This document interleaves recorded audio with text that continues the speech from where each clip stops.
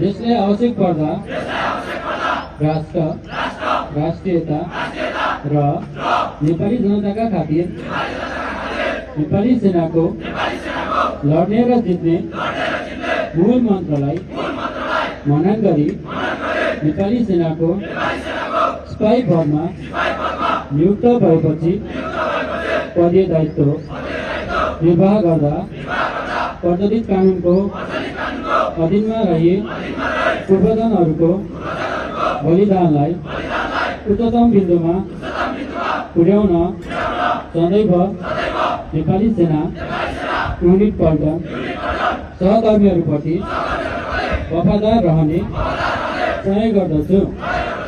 नेपाली जनताप्रति सद्भाव र सद्व्यवहार कायम राख्दै अन्तर्राष्ट्रिय मानवीय कानुन तथा मानव अधिकारप्रति सदैव प्रतिबद्ध रहनेछु।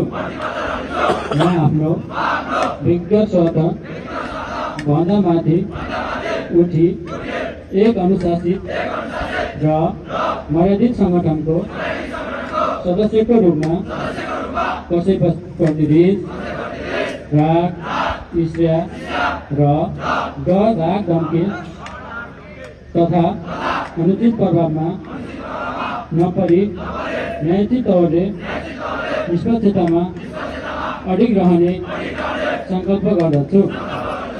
श्री काली भगवती तथा निशान भगवतीले मेरो यस सङ्कल्प पूर्ण गर्ने शक्ति प्रदान गरून्। धन्यवाद।